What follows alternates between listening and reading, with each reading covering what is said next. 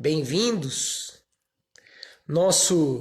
Esse é aquele primeiro momento que eu sempre faço algumas indicações, falo um pouquinho do dia aí, ó, o boné sujou.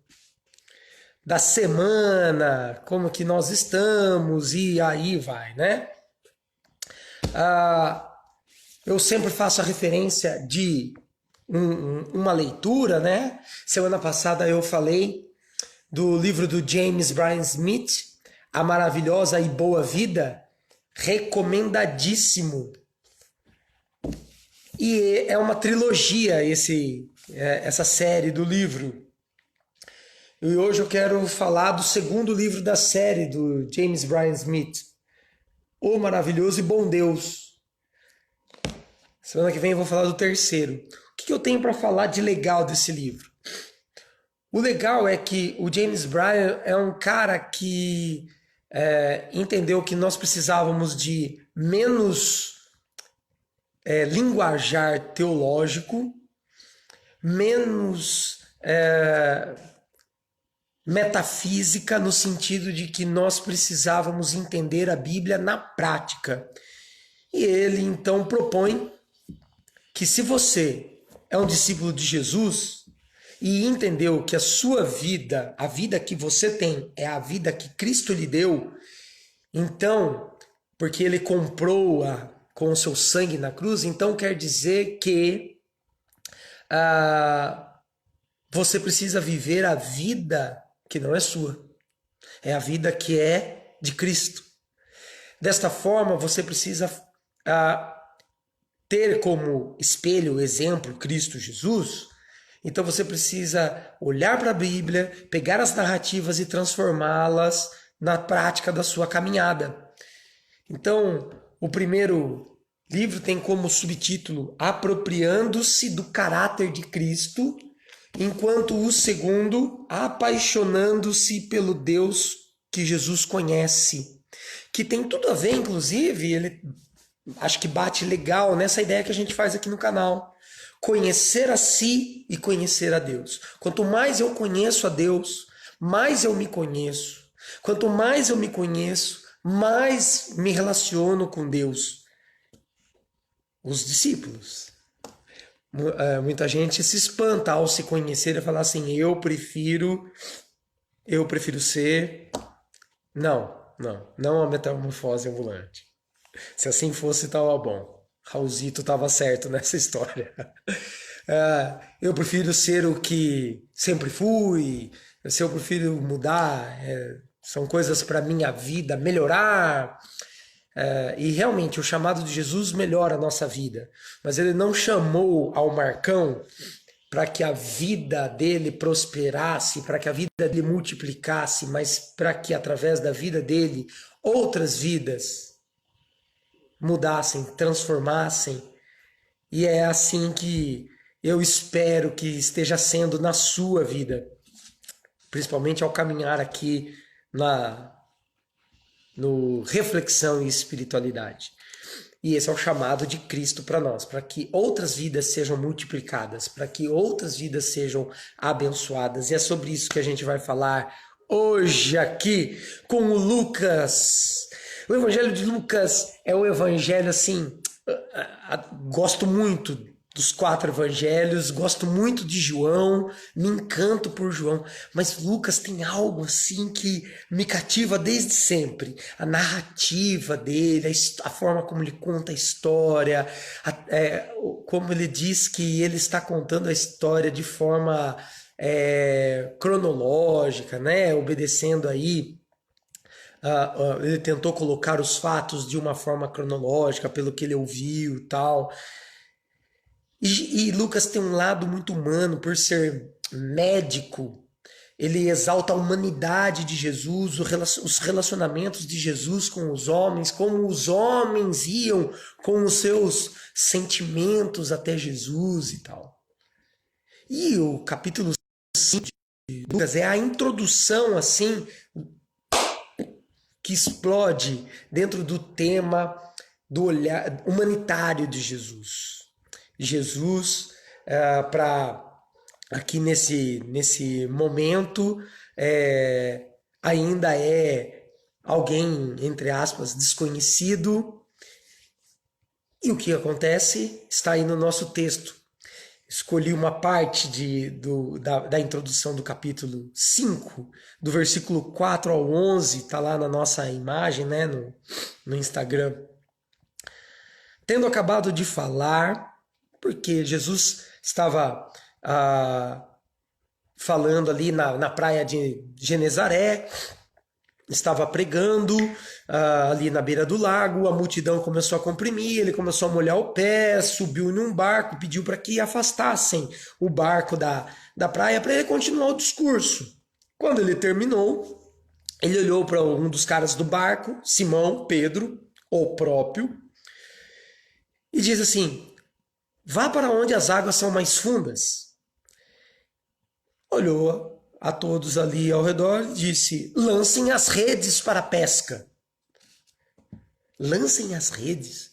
Jesus provavelmente, quando chegou ali, viu os caras lavando as redes ali do lado de fora, limpando o barco, e não viu o peixe, já sacou o que tinha acontecido.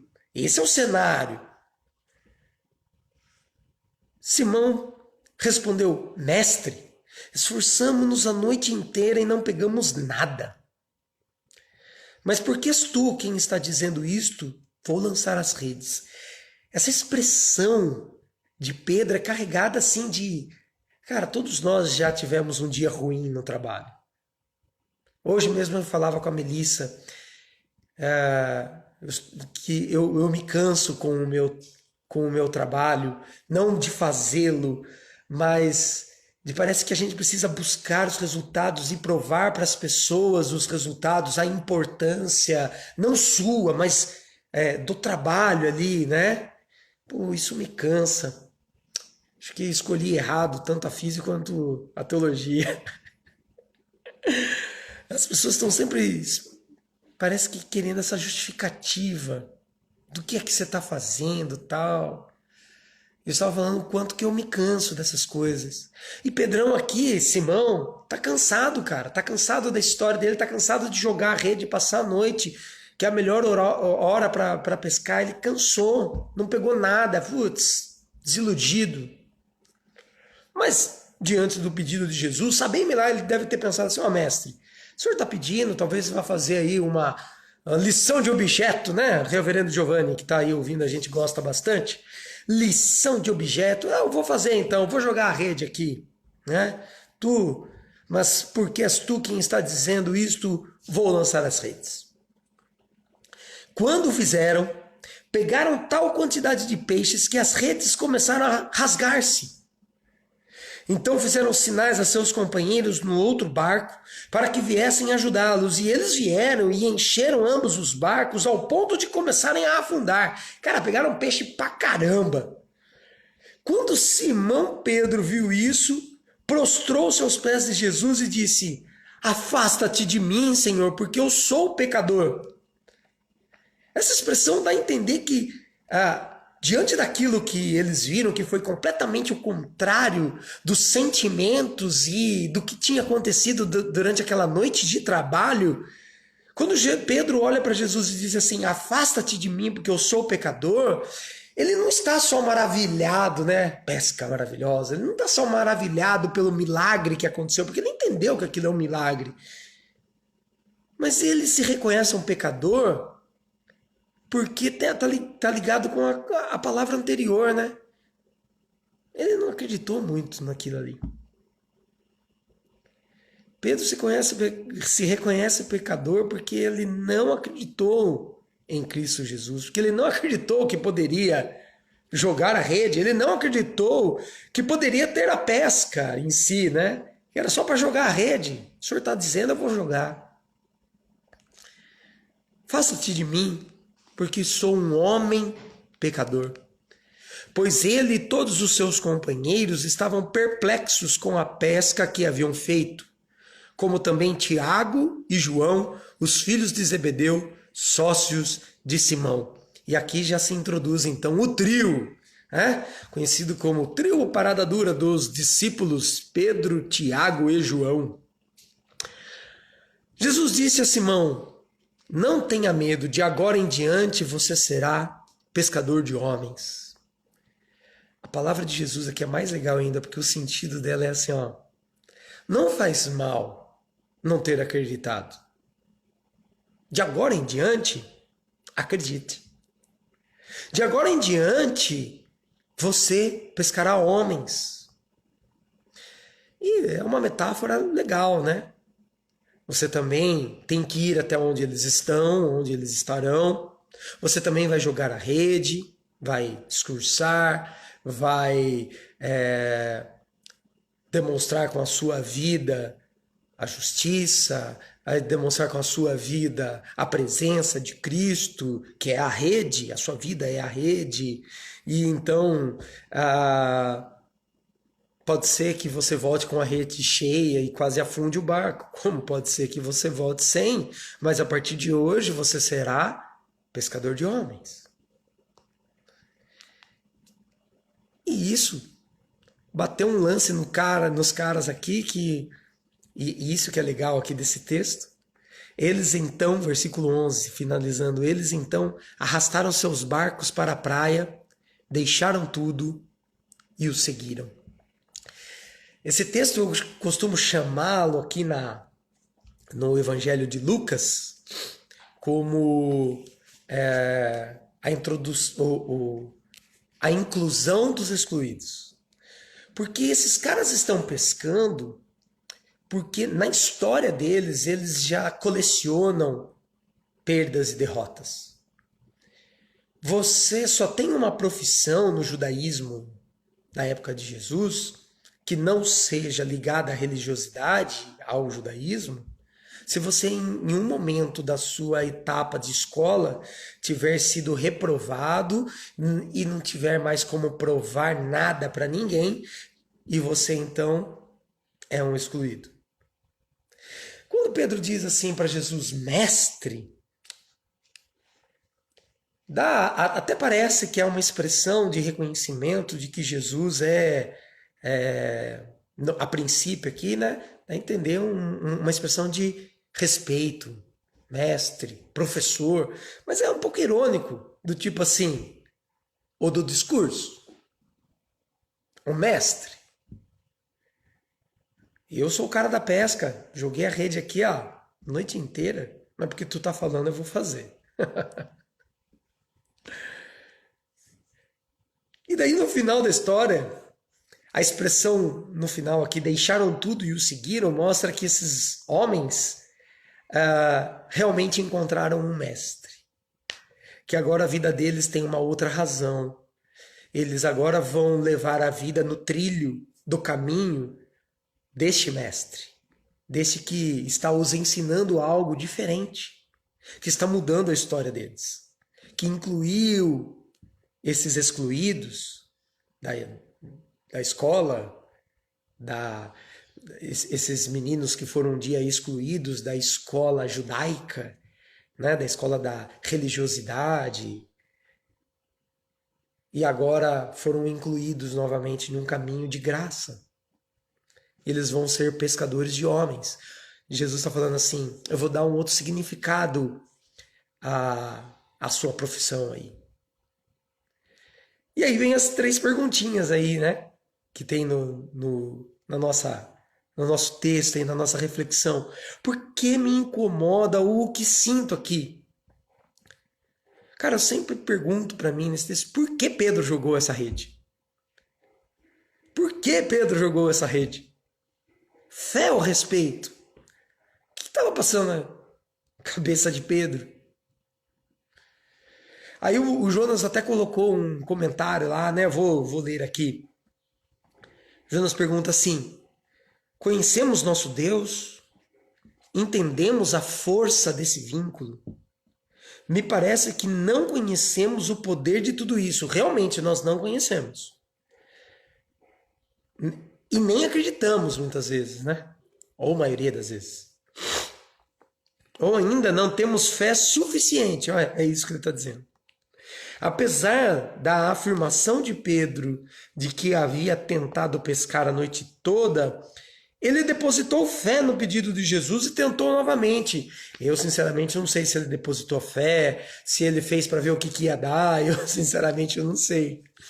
Mas o Jonas entendeu que ele fez isso, assim, tipo, depositou, acreditou naquilo que Jesus estava pedindo.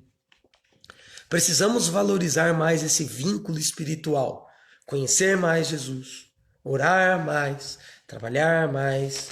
Real, é verdade. Acho que o, o, o texto até nos leva para esse caminho, né? Para essa busca, para esse conhecimento, para esse relacionamento. Mas eu creio que também a gente precise pensar, pelo menos na primeira questão, o que me incomoda ou o que sinto aqui. Aí o texto para mim pede para que eu faça uma outra pergunta para mim. O que preciso fazer para isso acontecer comigo? O que eu preciso fazer para que eu jogue a rede, para que eu acredite nas palavras de Jesus? O que eu preciso fazer? O que eu preciso fazer para colher frutos na caminhada, para ver resultados? E daí uma coisa interessante, o texto não está falando de frutos de trampo, né? Não está falando de jogar, de acreditar no seu trabalho. O texto está falando que nós precisamos mudar, inclusive, a forma como nós buscamos frutos no nosso trabalho. Isso que é legal desse texto. O que você tem esperado do seu dia a dia? Como que você tem vivido? Qual que é a razão disso? Aí Jesus mostrou que a razão, no final, ser pescadores de homens, a razão está na missão de Jesus, na vida de Jesus. Porque a vida de Jesus é a nossa. Aí vem a segunda pergunta. Qual a lição ou o que preciso mudar? Não faz mal titubear, não é? Já não tenham medo, de agora em diante você será pescador de homens. Não faz mal não acreditar. Mas de agora em diante, acredite. Acredite, Jesus quer estar contigo, quer estar conosco. Jesus, ele quer que nós estejamos com ele. Ele não quer que nós nos afastemos porque somos pecadores. Jesus não quer que nós nos afastemos porque duvidamos, porque temos dificuldades, inclusive em obedecer, em abrir mão daquilo que nos leva ao erro, induz ao erro. Jesus está falando assim, calma, não tenham medo. Mas eu quero estar com vocês e quero estar com vocês para que vocês sejam pescadores de homens. E daí o que Jesus está falando aqui, o que o texto quer dizer para nós é que a gente precisa sacar que nós também temos esse chamado. Jesus também está nos chamando. Nós também somos importantes para Ele. E dentro desse chamado, nós temos essa missão, que é a missão de Jesus, e que muda a história, muda a razão pela qual nós trabalhamos, a razão pela qual nós estamos aqui, a razão pela qual nós estamos ouvindo aqui o Instagram, a razão pela qual nós buscamos algum sentido na vida. A razão pela qual esses caras buscavam sentido na vida é porque eles foram reprovados lá atrás, agora eles tinham que fazer o trabalho que eles aprenderam com o pai deles. E Jesus está dizendo assim, o que vocês aprenderam não é para ser perdido, mas eu vou fazê-los pescadores de homens, e isso vai ter um outro sentido para vocês. E é aí que vem a resposta da terceira pergunta. O que precisa acontecer daqui em diante? Onde sua vida está ancorada? Qual é a razão da sua vida? Porque se a razão é ter paz aqui neste lugar só, beleza. Suas escolhas têm que ser pautadas para isso só, né? O seu conforto aqui, o seu umbigo, a sua casa, a sua família, e beleza, e tá tudo certo. E nada contra se você decidiu isso. Mas se nós estamos falando de discípulos de Cristo, o que precisa acontecer daqui em diante, como discípulos de Cristo, é que a sua vida deve estar direcionada por Cristo, em Cristo. Por quê? Porque é dela. A vida é dele, quer dizer. Por quê? Porque a razão da sua pesca tem que ser Cristo. A razão deste momento aqui não é só uma paz interior. É um relacionamento onde eu me entendo dependente, talvez respondendo até as duas primeiras perguntas do Jonas lá no nosso direct, né? Porque nós precisamos, com a razão em Cristo da nossa vida, mudar, porque Cristo está nos chamando para mudar a história de outras pessoas também. A história de pessoas ao redor. E isso não tem a ver só com a sua profissão humanitária de cuidar de pessoas. Tem a ver com influência, tem a ver com apresentar a Cristo, tem a ver com salvação, com justiça, com qualidade de vida do outro, com se preocupar com o outro. Tem que ter um novo sentido. E o novo sentido tem que ser a vida de Cristo Jesus. A vida de Cristo Jesus. Se tem uma razão do porquê você faz alguma coisa ou porque você escolhe alguma coisa, não pode ser só a sua paz aqui. Tem que ser também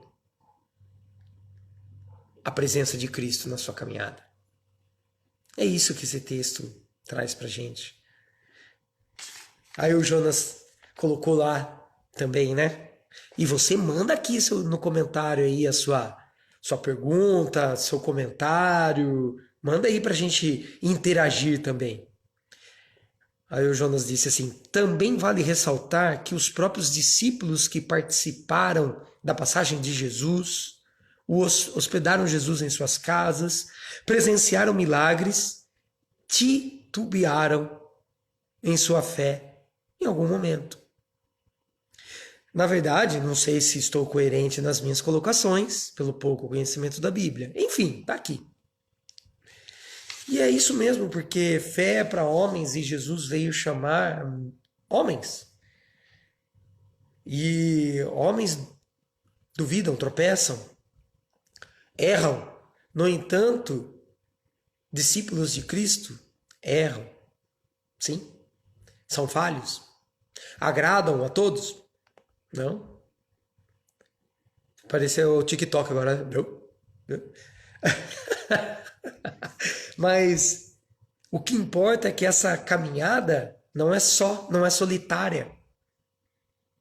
Não é afastada, é na presença, é com Cristo Jesus. E ao ter como razão a vida de Cristo, a presença de Cristo nas nossas escolhas, nas nossas quando a gente investe, né, o nosso tempo, até mesmo doamos o nosso tempo, o nosso dinheiro, sei lá mais o que, né, os nossos dons e talentos para cuidar da vida do outro, precisa ser para Cristo e não para nós. Precisa ser para, como eu disse no começo, prosperar a vida do outro, para multiplicar a vida do outro. O Adilson está aqui ainda? Tiver, manda um joia. Eu aprendi não, acho que acho que eu já falei isso aqui. A melhor metáfora, entre aspas, explicação sobre esse sentido na vida, eu aprendi com ele. Porque o Adilson vem de uma família de comerciantes e tal, e uma vez ele disse assim: o ser humano está perdendo a sua principal razão, que é, através do seu trabalho, da sua vida, servir o outro. E é verdade, né? Nós estamos aqui para servir uns aos outros, né? Se eu tenho mais para te dar, eu posso. Se eu não tenho para te dar, mas eu posso me juntar contigo para que algumas coisas aconteçam, é isso aí. E Cristo Jesus, quando deu um novo sentido na nossa para a nossa vida, foi quando morreu na cruz, entregou a sua vida por nós para dizer assim, viu? A morte na cruz é para invalidar a culpa que você em algum momento possa ter porque titubeou, porque não acreditou, porque pensou duas vezes se ia jogar a rede ou não, porque está querendo obedecer por obedecer e não por sentir que pode fazer isso da melhor maneira, sacou? E daí esse novo sentido me faz ainda servir as pessoas da melhor maneira possível. É isso. E você, o que você tem aí para mandar? O que você tem aí para dividir com a gente? Nesses 28 minutos que nós tivemos aqui de reflexão, espiritualidade. Aí eu também gostaria de ver o seu comentário, aquilo que você gostaria de dividir aqui. Manda aí pra gente. Enquanto a gente. Ah, e se você quiser mandar apenas um alô aí pra Zona Leste, fique à vontade. Manda aí. Manda ver. Só um complemento. O frio vai até quarta-feira, viu, galera? Então já tira aquele casaco, limpa ele para usar. Ontem eu já tirei meu sobretudo do guarda-roupa. Que não tá fácil para ninguém. E aí? Se você não tem aí, se você tem algo para compartilhar com a gente, pra gente, manda aí.